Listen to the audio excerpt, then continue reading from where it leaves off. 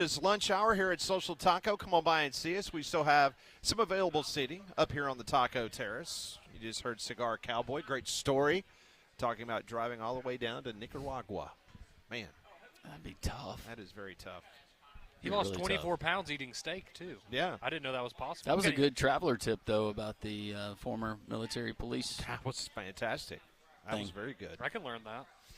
This hour, we will find out what the very latest is with Bracketology. Rocco Miller, he is in Las Vegas, Nevada, covering the West Coast Conference Tournament. He will join us coming up at the bottom of the hour. We'll get his thoughts as the Auburn Tigers has not been in his bracket for weeks. We will see if he believes that that can change this week in Nashville. Well, flu season is still hanging around and pollen season is coming, so make your home healthier with Trane's Clean Effects Home Air Cleaner. It removes up to 99.9% of airborne particles, including those that cause allergy and virus. It's 100 times more effective than standard air filters and 8 times more effective than HEPA room filters. So go and find a dealer near you at Trane.com. So the Alabama Crimson Tide football team, they practiced this morning at 9:15 a.m. Coach DeBoer met with the media just a little while ago. Some of the headlines, he says that London Simmons, William Sanders, Jamarian Latham are out for the entirety of the spring practice. Bray Hubbard will be limited. So that was he'll be fine. One of the big stories. We've seen enough of him. That came out this morning in regards to practice. So we'll pass along some other things that Kalen DeBoer said at this morning's presser. Last night in the World Baseball Classic, the United States knocked off Mexico 5-3. The Yanks' Aaron Judge, 2-run homer. Red Sox Roman Anthony, a 3-run bomb. But, man, Paul Skeens, he was the guy that Mexico was the most concerned with, and they should be. Rightfully so. 4 innings pitched, 60 pitches, 1 hit, no runs, 1 base on ball, 7 strikeouts. That's the most strikeouts by any U.S. pitcher of the first 3 World Baseball Classics in the history. How about that? 7-1 outing. I keep waiting, and I hope it doesn't happen with a guy like Skeens who throws like that. You just wonder, can the arm hold up? But then I think about a guy like Nolan Ryan. How many arm surgeries did Nolan Ryan ever have? None. I can't remember any. He just took some bear and moved on. He did. Didn't he? And he pitched to a really old age. But Skeens kind of strikes me with his build like he could be that guy. Like Strider, original Spencer Strider, looked like he threw too hard for his body to support it. Paul Skeens is a big guy. Yeah, he's a little thicker. He looks like he could sustain it, but you're right. I think naturally now, because it happens just about every pitcher, right? It's a matter of if, not when, but hopefully not for him, and he's a great player, man. We had Jim Cott when you interviewed him there at, was it Regions, what we were at earlier, and you got a Hall of Famer talking about it and talking about these guys they're throwing too hard. Mm-hmm. Well, a lot of it, they start as kids, right? And the way, like, that, I guess you come up now, you're expected to probably throw way too many pitches. You're throwing breaking balls too early, and it sets these guys up for failure later on in injury. They pitched to contact back in his day, whereas now it's let's see if we can swing, make you miss, fool you, or just blow it by you. I mean, you got to be, if you're a starter, typically now you got to throw 97 plus? Yeah. Yeah, I think there's not Greg Maddux anymore. Well, I'm saying I've said this on the air before, but the Cardinals, it's very rare occasions that the Cardinals will actually draft a pitcher that has been a pitcher their whole entire career. Like, they will look for a catcher, they will look for a shortstop and convert them to a pitcher because, one, the pop time from a catcher down to second base, you got to have a pretty good arm for that, right? Yeah. If you're a shortstop and you saw Bobby Witt Jr. last night deep in the hole from his belly, I mean, you got to have an arm. And so the Cardinals are more apt to go after one of those guys and convert them to a pitcher than have a pitcher that has spent their whole early before middle school, then middle school, high school, and then college, because more than likely – they've probably already had Tommy Johnson. Well, and it's not a total support of the argument, but you take a Braves guy like Spencer Schwellenbach, and he was a really, really good shortstop in the Big Ten. But I think more and more of these arm injuries, they're just going to, because that's the way now. That's how you're getting noticed. If you've got 97 plus and you got movement on that 97 plus, 97 with movement. You've got to have that at the major league level. Yeah. There's a difference between pitching and throwing. Yeah. And so many times, as I have seen coaching and now umpiring for the last 10 years, you see kids that are just trying to throw it through a brick wall, and he's not pitching. Well, and you remember his name's escaping me. He's with the Angels now. The guy that was the Tennessee pitcher a couple years ago who threw, 104, 105, and you're like, this is incredible, but that's not going to last. Your body's not meant to do that. So it's awesome. It's impressive. It's what you have to have, like you're saying, but your body's just not meant to handle Who's that. the most dominant power pitcher, righty? Would you say Nolan Ryan? For me, yeah. I mean, The longevity. yeah. He was mean too. He was mean. No, he'll throw at you. Just ask Robin Ventura. Ooh. But UAB Blazer, Garrett Whitlock, he closed it out for Team USA last night. Can't believe the Yankees passed on him. Now he's a Red Sox. What's wrong with the Yankees franchise? I don't want to talk about that. Yeah. No, he didn't come from Japan, so they don't want him. All right, so Team We USA. can't get those guys. They're going to the Dodgers. Well, they are now. They're taking on Italy tonight, and my sister texted into the show, and she wanted to remind me, her being a good Ole Miss Rebel, that Team Italy has a pitcher from the Ole Miss Rebels Okay. who played at Ole Miss. Well, yes, not current. He's Not a current pitcher. He's not a current Rebel, but yeah, someone that pitched for the Rebels in the Southeastern Conference. And Was there any chance, was he on the World Series team a couple of years ago by chance? Or it's is he a David little older? DeLucci, right? Landrum? Is that who it is? David DeLucci is the dad that played at LSU that was born in Baton Rouge. Let's see. All right, so DeLucci played at Ole Miss, All SEC, 94, 95. That's right. And I'm trying to read if this in his personal. Wait, he was in college 30 years ago and he's pitching for Italy? No, his son. Oh, No, his son. I mean, Aaron Nola is pitching for Team Italy. Dylan DeLucci, that is his name. Dylan DeLucci, He's 22 okay. years old. Stem cell, man. You never know. Conrad thinks he's 60 years well, old. that's what I'm saying. I didn't know. He went to Mexico, got some of them stem cells, and he's playing again. Well, Jamie Moyer pitched until he was, 47, 48, something like that, it felt like. Is he still is the Braves might be having to go and get one of those 48, 49 They might. Is year-olds. Bartolo Colon still throwing and keeping healthy? Goodness. Coming DH for you guys, too. So that is going to happen tonight. Team USA sits on top of the Pool B standings, half a game ahead of Italy. Italy's got 2 games left. The United States only has 1. So the United States can secure a quarterfinal spot and the number 1 seed with a win over Italy. Regardless of Italy versus USA tonight, Italy versus Mexico on Wednesday will be a very meaningful game because at that juncture you're trying to get yourself into the quarterfinal knockout stage. And so the winner of that game would find itself in the quarterfinals. I wonder if Skeens did his typical pregame meal, which is, but it's fettuccine Alfredo I with chicken. cannot imagine doing that. Before he pitches, every time he pitches, he gets a big plate of it. So is he in a similar situation with Scooble where he was just one and done, or is he going to stay for the remainder of the tournament? Do we know? To my knowledge, he is there.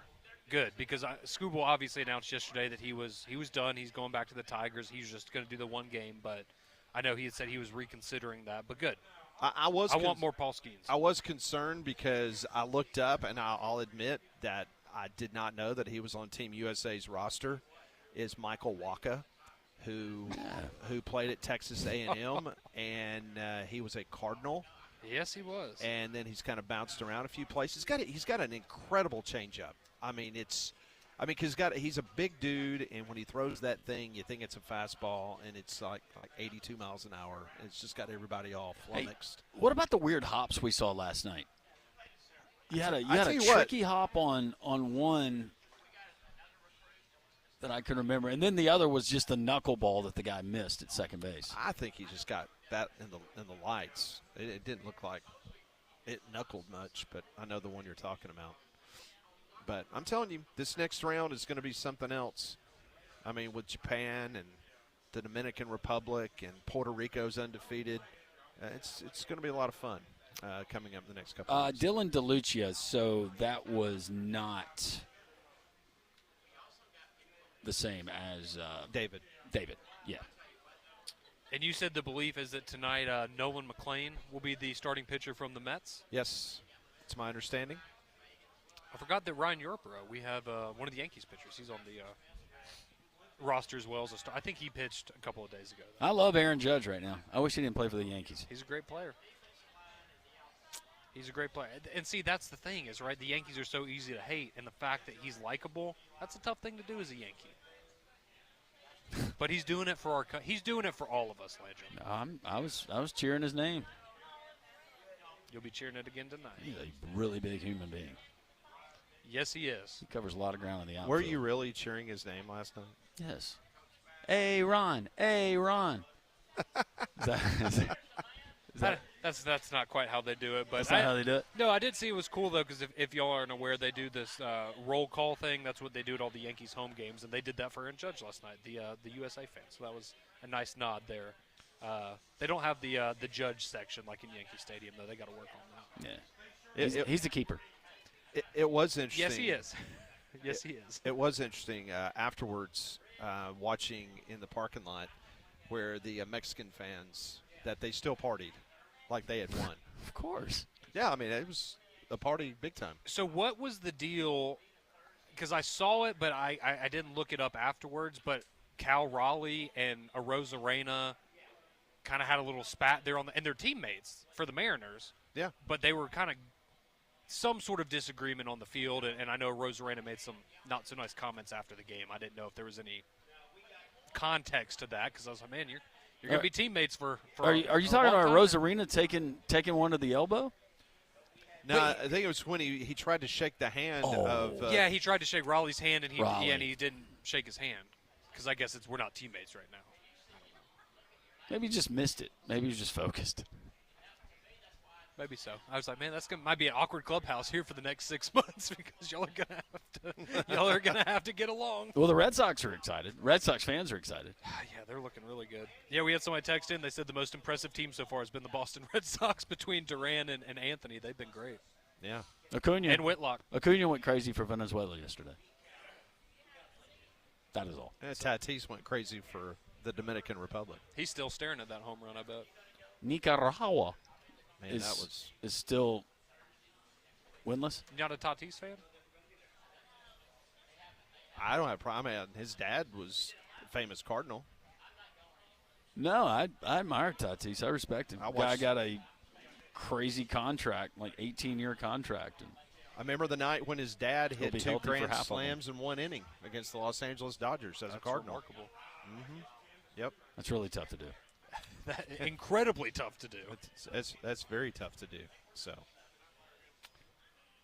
how about our friends at Stark Exterminators? Pest with the warm weather here, you don't want to deal with them. We tell you about termites, and they can protect you there. But how about ants, roaches, the stinging insects, the Asian lady beetles? I guess originally they came from Asia. Not sure how they got here, but they are problematic. Well, our friends at Stark Exterminators, they can come to your home, your place of business. They can inspect it like they did mine many, many years ago, and they can identify, hey, you've got some penetrations here that we just need to seal up with the Asian lady beetles, or, hey, you've got a bigger issue like we had with ants coming through our bathroom so many years ago. But our friends at Stark Exterminators, they identify those problems. They use the most environmentally effective methods available to take care of those problems, and they will inspect your property inside and out, be very thorough when they do so, and look for any problems that could arise down the road. It's very simple.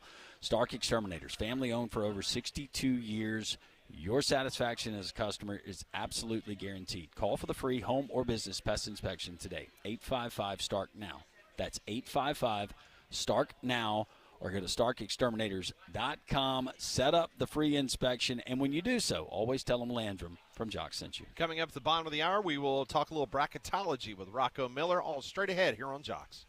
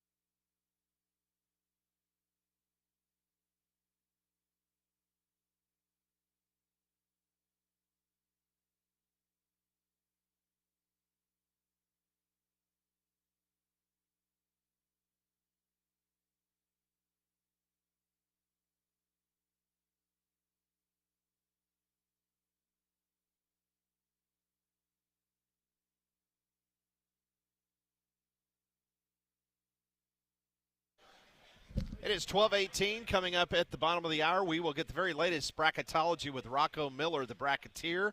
He'll be on the program. You know, we got hammered again last night with bad weather, and if you have not taken advantage of the offering a free, no-obligation roof inspection from Abide Roofing, you need to take advantage of that now to make sure you didn't get any damage last night. That's 205-577-7338.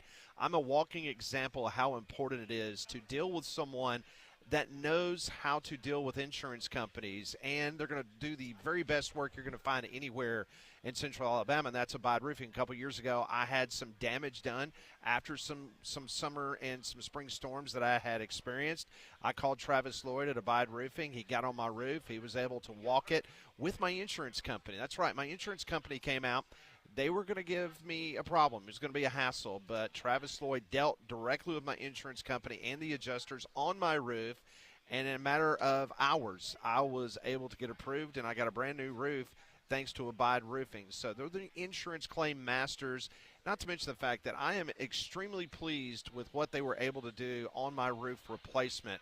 The professionalism, the timeline, just the communication was just outstanding. And Abide Roofing, they can take care of you today.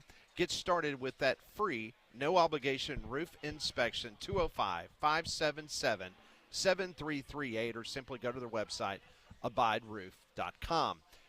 Been talking about Kalen DeBoer. He met with the media this morning. So what's up with the quarterbacks? What is happening? He said that you can tell with the number of reps from last year under their belt that they're playing with confidence, calling to play in the huddle with confidence. Both of them light years ahead of where they were a year ago. Obviously, they should be. So the talent level, as far as that's concerned, it's not a question. It's just a matter of them building the rapport with their skill around them, making the throws when they're there, feeling the timing and trust, and just feeling comfortable in the pocket. And that just comes with time, feeling comfortable with your offensive line, doing the job up front. Yeah, that's where it starts. It's going to be the offensive line, and now with an offensive line coach and some additions and hopefully some maturation in that unit, that's got to be solid, not only for the running game, but now with inexperience at quarterback, you need to have that going into the season. Doesn't need to continue. Now, you hope that they get better throughout the year, but we don't need to get to the midway point of the season or like we did last year, 75% through the regular season, and we still got questions about the offensive line and when it's going to happen and when the running game is going to turn on. Generally, pretty soon. So hopefully they can get that rectified. Well, and based on this next statement that he made about the quarterbacks, he says, I like what they've done through 2 practices, creating some good explosives on their end, good feel, working the mobility when they have to, and that's part of football too. Enforces scramble drills and things like that. When that comes up, that helps out defense as well. So I think they're really putting a lot of pressure on our defense. Our defense is doing the same to them. Well, that's what you want to hear, and especially right because we know that some of the guys, I know he mentioned Bray Hobart, and we know some of the guys in the secondary. Xavier Brown was another one mentioned that might be a little limited, that, maybe the offense would have a little leg up, especially in the passing game, right, because you're getting some new faces in there on the back end of the defense. But that's good. Explosive plays were something that I think at times last year were missing from that offense, right? And there were times where Ty would make throws down the field, but there were also a lot of times late in the season where those throws were not made, those catches were not made, and that's something that we know going back to Washington was a huge part of their offense was explosive plays down the field, and that's something that needs to get better, and the mobility is good too. I mean, you talked about that earlier, Landrum. Both of these guys have the ability to do something with their legs, more so maybe than Ty did last year, and even if you have a good offensive line, that extra dynamic can go a long way and just making you more difficult to defend as an offense. Also, Kalen DeBoer announced that Dre Kirkpatrick Jr. is back with the Alabama football team after his 2025 suspension. DeBoer said that the DB is working to build the trust of teammates. He'll do the things not just on the field but off it as well to meet the standard our program expects. I see a lot of Dre Kirkpatrick Jr. on TikTok. Lot of lives. It was an interesting one yesterday. Yeah, it was an interesting one yesterday. It's kind of like a multi-cam view of. Yeah, I had a 4-box on his TikTok live as I was watching.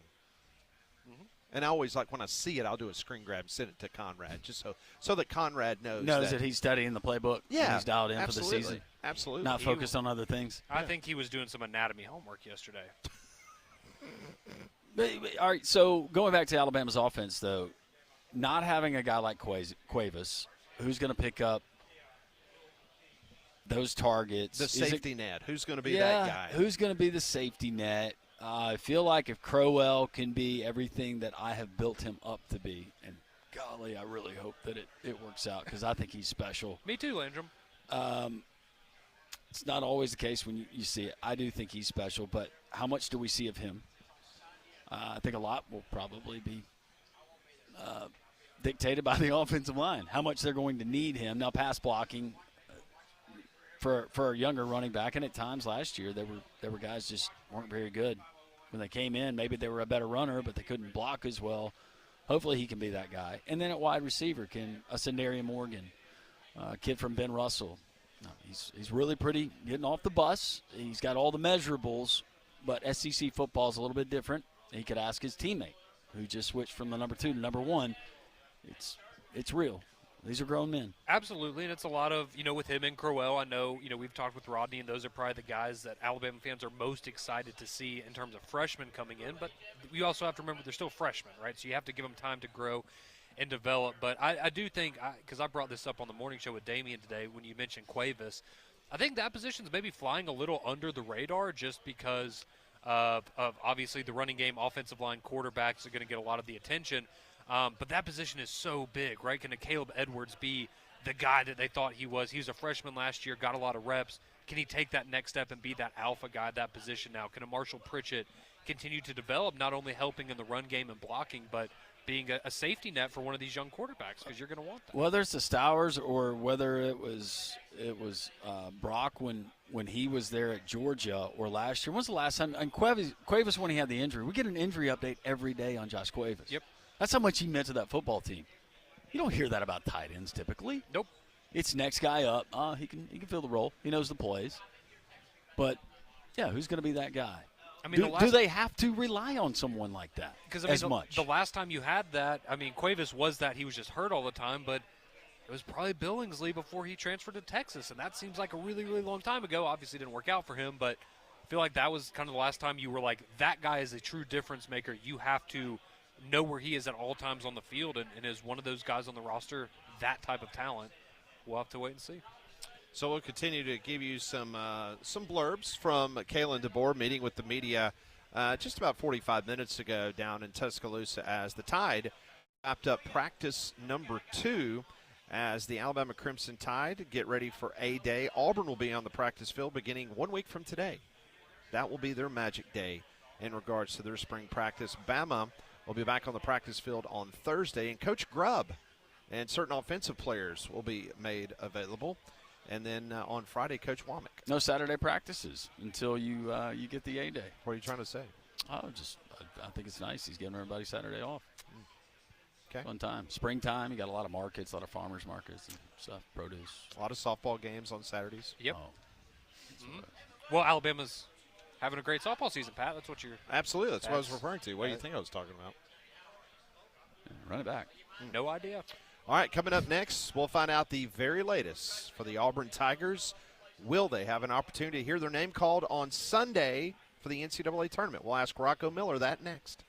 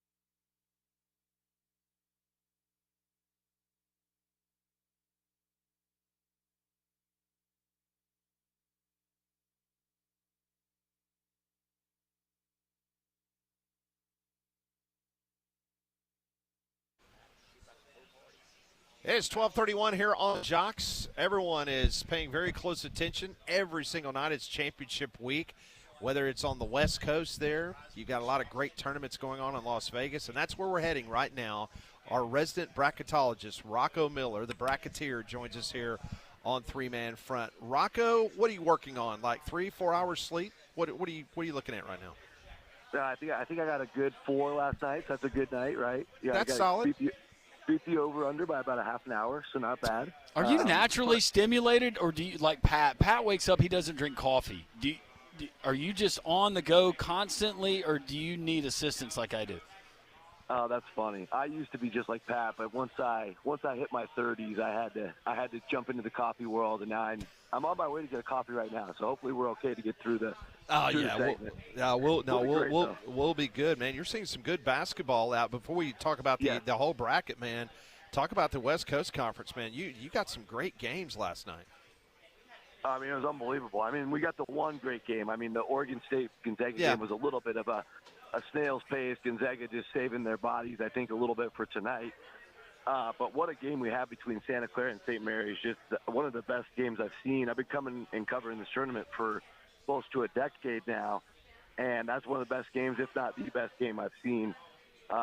Just because the scheme and the strategy made it very difficult for both teams to get their first and second options offensively.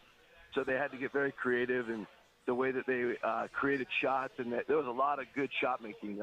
Mikey Lewis for St. Mary's hit shot after shot on the St. Mary's side, and Stash Gavalubov and Alan Graves, man, they just really stepped up down the stretch for Santa Clara, especially Stash hitting that big three from NBA range to ice the game. I mean, he's a kid that really struggled in some of their biggest games this year. He threw the ball away twice against Gonzaga and kind of blew the chance to beat Gonzaga earlier this year. So to see him kind of get over that hump and have a huge night in the team's most important game of probably the last 25 years, because I think that win puts Santa Clara into the tournament for good. He'll go down in Broncos history now. So what a special memory for him, and what a great game it was.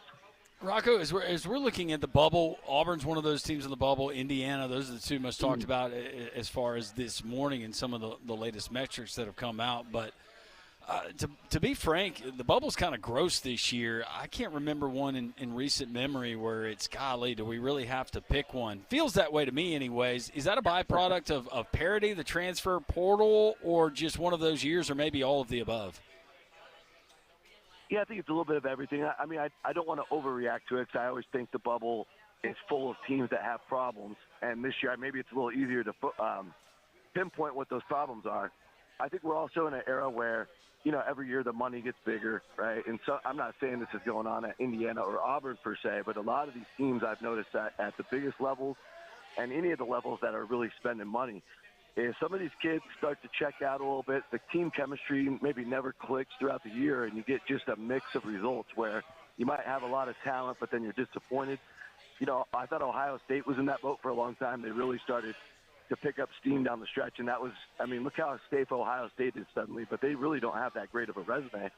They never really won on the road, and that goes to show your point about the bubble. Just we're looking for any kind of consistency from these teams where we know for a fact when they get into the tournament they're going to put on a good show. And we don't have that guarantee right now. And at the end of the day, we got to take 68 teams. We got to get 37 at-large bids. But I do think this week should help. I think we'll get a second bid from the Mountain West. It's a lot more likely that somebody will win it besides Utah State, because there's 8 really good teams that are capable of doing it. And Utah State's only one of those 8 teams, so I'll take the other 7. And then I think, in the MAC, I think Miami, Ohio has played their way in no matter what. So if somebody else wins that tournament, guys, that's going to be a second bid from that league. So we'll see how this week shapes up. It always has a funny way of kind of working itself out in the end, and then we're all kind of okay with it by Sunday. All right, Rocco, I'll ask you the question you knew you were going to get asked on this interview today.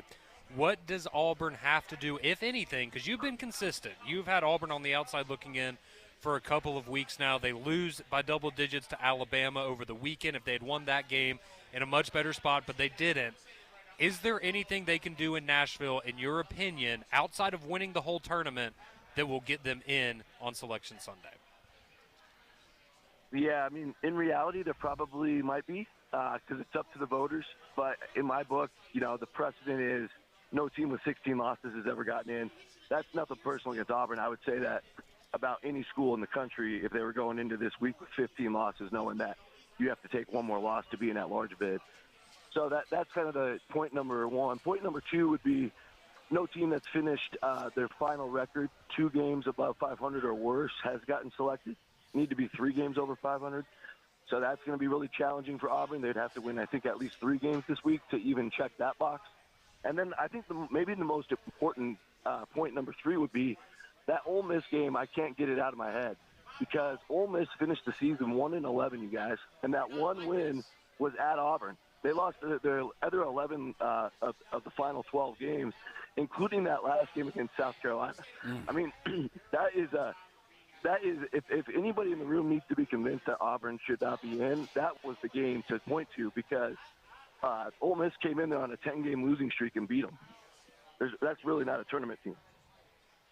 That is Rocco Miller, a resident bracketeer. Bracketeer.org is the website. He's a resident bracketologist. He's in Las Vegas, Nevada, covering the West Coast Conference Tournament, talking a little SEC basketball with us as of course, coming up Sunday is the selection process. All right, so let's talk about the rest of the conference because you've been consistent the whole time in regards to, possibility of 10 teams making it from the SEC. Where do you currently stand on this Tuesday morning in regards to the SEC? How many teams? Yeah, I think all 10 of them are going to get in. Okay. I really do. I really do. I think they've all got the last 3 in the group of 10 would be Texas A&M, and Missouri. All right. And I think they've all got good road wins, and they're definitely much better road wins than a lot of the bubble teams. They've done enough in the SEC. The SEC's got all the power in the. If one league has the most power in the committee room, it's the SEC, which is why I'm not calling Auburn a 0% chance. By the way. So, but I definitely think those 3 will find a way in. Now, I put Missouri in the Dayton first 4 on my last projection, just because they have a lower ranked net, they have a lower ranked Ken Palm. A lot of different power numbers have them closer to 60 than 40, and I think once you get into the seeding part of it, it'd be pretty easy to slide Missouri down. But they're still going to be in the tournament. Another team that's going to be in the tournament, one of those 1 seeds. We're talking about the Florida Gators. We here on the show think that Florida and Duke right now playing their best basketball. Duke, Caleb Foster out indefinitely with a fractured foot. How much does that, not for seeding purposes, Rocco, but we're playing the tournament out, how much does that potentially hurt the Blue Devils vying for a championship? Well, yeah, we'll have to see. I mean, we have to kind of see a few pieces of sample size to see if it really affects everything they're trying to do. We saw some key injuries at different levels, like Northern Iowa when Tristan Smith went down. They were 2-6, but in all the games he was available, Northern Iowa goes 21-6, and they're just able to do everything they want offensively and execute. And so sometimes when you miss more of a role guy, and I know Foster's extremely talented, but let's be honest, Duke runs through Cam Boozer and a few others if they need to. So I think they'll be fine in most of their games, but it's really going to come up if he's not available when they start playing the elite teams. Maybe not till the Elite 8, but we'll get a little preview of that in the ACC tournament. Florida State quietly is playing very good basketball, and they're not going to be able to do enough to get into the tournament unless they win the ACC tournament. But they might play Florida State in their first game. I think that'd be kind of interesting. And if they play California. I was at the California Duke game when it was in California, and California played it really well for a half and then kind of let it slip in the second half. So we'll find out pretty quickly, I think, about Duke this week just to get an idea because their big man, Patrick Mbumba, he's going to be out this week as well. So they're down 2 guys for this tournament. Rocco, talking a little bit about Alabama here. So I know your last bracket that you put up on the Bracketeer.org, you have them as a 4 seed still. So my first question would be, what do they need to do in Nashville to potentially move up to a 3 seed? And then just generally speaking, can you talk a little bit about the difference in maybe how beneficial it can be to be a 3 seed versus a 4 seed come NCAA tournament time? Yeah, well, I think some years it can make a big difference, you guys, because in some years you have a big difference between the 13th and the 14th. I don't know if this year is going to be that year. And then once you're out of the first round, you're going to have a tough second-round game, no matter if you're a 3 or a 4. So I don't think it makes a huge difference once you're out of the first round.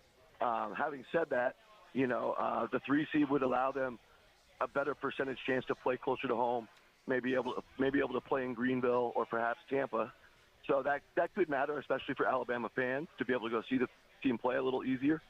So those are some of the things they could gain. Right now, their resume would say they're a top 3 seed, but we kind of find out from the committee, about 3 weeks ago, they had Alabama number 17. So we're now asking the committee to move them up at least 5 spots to get to a number 3 seed. And that's going to be difficult to project because you still have Gonzaga, you still have Kansas, you still have Texas Tech, you still have Purdue. And I know Purdue's lost some games, but Purdue won at Alabama, and that's been my biggest challenge is that game Purdue winning at Alabama. It's just really hard to put Alabama above Purdue, even though Purdue's taking these 5 losses at home. I just think it's a difficult thing to do when they're pretty close otherwise. All right, so we're going to be filling out our brackets on Sunday, and I'm just curious. If we don't want to go chalk, and I think we can all agree that we all feel pretty good about the ones, about them potentially being in the Final Four. But if we're not going to go there, and we're asking Rocco Miller to give us a couple teams that, if we're filling out a fun bracket that, they might find themselves in that Final Four weekend.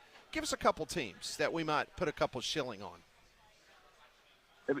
I mean, I don't know if I can fully see it, but the way Wisconsin's playing right now, I mean, look at the teams they've beaten. That Wisconsin goes to Michigan and wins. They're the only team that did that all year long.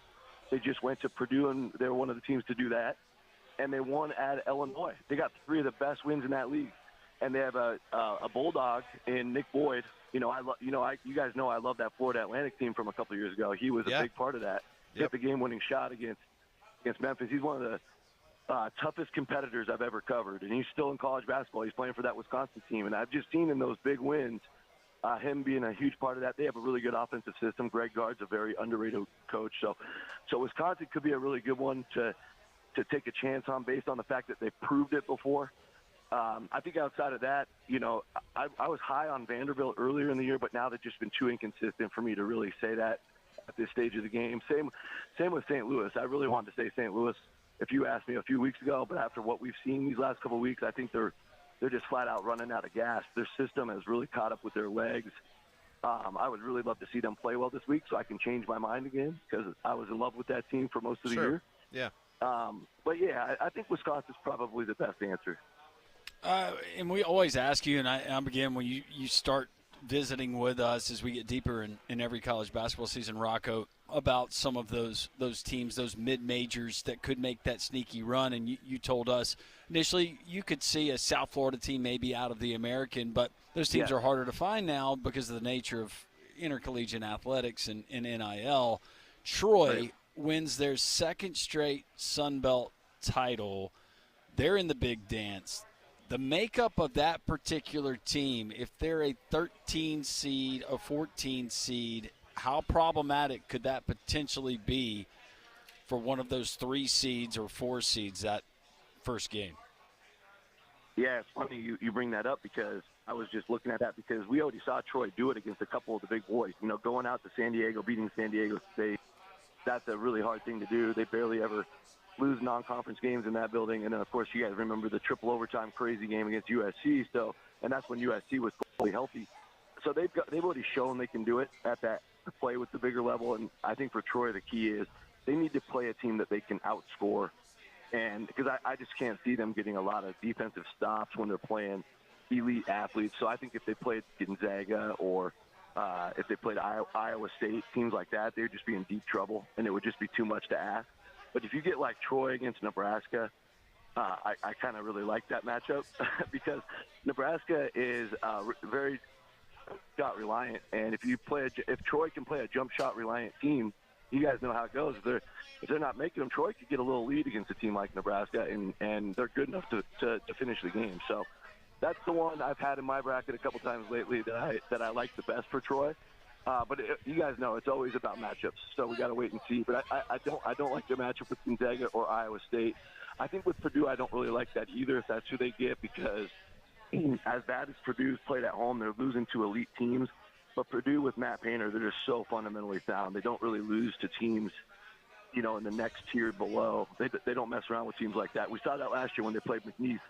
They played McNeese in that second-round game, and the game was over in like 10 minutes because they just ran drills around them and built a 20-point lead. I think Troy would be up against some of those types of teams. So really hope they play a jump shot reliant team, and then they really have a chance. Well, you just broke our very own Molly Robinson's heart, who's a Nebraska alum and is really hoping to see the Cornhuskers get their first ever win. NCAA tournament. We were talking before I came on, so I know she was listening to that. So. Oh, Rocco. All right, before we let you go, I had one more team I wanted to ask you about, kind of a random one. But in the latest bracket I saw that you put out, you had them matched up with A&M, and that's BYU. And that was a team that, obviously, with A.J. Diabonso, one of the best players in the entire country, was playing really well early in the season, and they have just really struggled down the stretch here. What do you make of a team like that, plays in a difficult conference? You know that they're battle-tested. They have elite talent on the roster. I know they've had some injury problems as well, but what would you say about BYU going into the tournament? Is that a team you think could do some damage, or maybe stay away from them when you're filling out your bracket? Yeah, probably the latter. I just feel I can't trust them right now. They're different without Richie Saunders. It's not. I feel bad because they had a great roster built, but take Saunders out of the equation, and you've seen it. Like they've gone on way more droughts. The defense has gotten worse. They were able to pull out that Texas Tech win the other night, but you have to remember that's a home win. When BYU went on the road and played West Virginia and Cincinnati, those are two teams not projected to be in the NCAA tournament. They got manhandled against both of them. Cincinnati really manhandled them, and West Virginia kind of breezed by them. I don't like BYU at all going forward, just because I haven't seen them do anything on the road. Now, if they can have a couple wins this week in Kansas City, that might help change my mind, but they really got to figure it out quick because they're running out of time. All right, Rocco, go get that coffee. Get ready for another wonderful night of basketball. 100 on red for me. All right, I got you. And we got a great championship game. If Santa Clara plays like they did last night, we're going to have a thriller tonight for the title. No, it's going to be a lot of fun. Rocco, always a pleasure. Thanks for carving out a couple minutes. Hopefully we might can check in with you early part of next week, get your thoughts on the whole bracket and some of your picks. So we appreciate it. Let's definitely do that, guys. I always love coming on with you. All right, thanks Rocco. That's Rocco Miller, the bracketeer, joining us here on Three Man Front. You can also follow his work there at the Field of 68. Just a great job covering college basketball. For the fun of the show, I want to see the matchup. We all do. Troy and Nebraska? Troy and Nebraska. Yeah. Let's do it. Nebraska almost joined the Sun Belt for a season. They did, in football. To their credit. Sure did. When the Big Ten was saying no, they said no. We We want pandemic football. Yeah. We need pandemic football. And now they need an NCAA tournament win. Yes, they do. I think they're going to get it this year. I really do. I'm not just saying that for I hope they don't play Troy. I like Nebraska. I like Nebraska. No, I like Nebraska win too. A couple games. I do. Hoiberg's just got a new deal. He should. He's done a great job. Yeah, they've had a great year. We will continue on. We are live at Social Taco. This is Three Man Front on Jocks.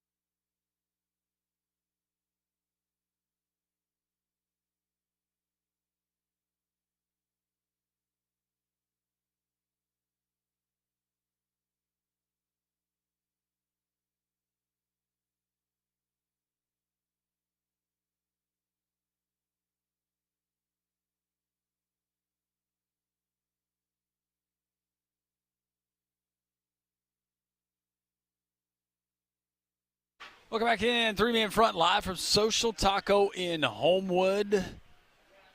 Lots of our friends are here. Great visit with Rocco Miller, our resident bracketologist, bracketeer.org, what he had to say about Alabama, the SEC, the entire NCAA tournament field. Some interesting comments about Troy, who secured their second NCAA tournament berth in his many years with a win yesterday in their tournament title game versus Georgia Southern. I want to tell you about our friends at Crafts. Crafts, locally owned and operated. It started right here in Alabama. It's only right here in Alabama. Their newest location right there on Highway 280 in Mountain Brook. It's the old Wendy's location, if you're familiar, next to the Hampton Inn. They got drive-through breakfast at the 280 location. That's wonderful to try if you're on the go and looking for something good in the mornings. But they also got the wonderful hand-battered, deep-fried chicken tenders, the bites. They got grilled chicken. They've got wraps, sandwiches, even a burger, the stick-to-your-ribs sides. Catering available as well, but you want to go with the salad, something light and fresh and delicious. They can handle that. Don't forget about the frozen cocktails you can enjoy there on the very spacious and cooled patio. It's Crafts. 3 locations, and again, it's all local, and they do it right. Crafts Birmingham. Check them out, craftsbhm.com. The 3 locations, 280 Mountain Brook, Church Street in Crestline Village, or 7th Avenue South. And as always, tell them Landrum and the guys and gals from Three Man Front sent you. Yeah, I'm just sitting here looking at some pictures. Kalen DeBoer, man, he has definitely dropped some lbs. Stress. You think that's what it is? Or I just don't know. He's good in good shape. Eating well and working out. I was about to say, he looks like he's been hitting Don't the gym. you think so? Yeah, he is. He's lost some of that gut. Yeah. Also, probably sweats a little more down here than he did up in Washington. And he's not wearing a black hoodie, black being so slimming, but he was, yeah. He looks good. Yeah. He's ready to go. I think well, the rumor might be true. He's fasting until Alabama's next national championship.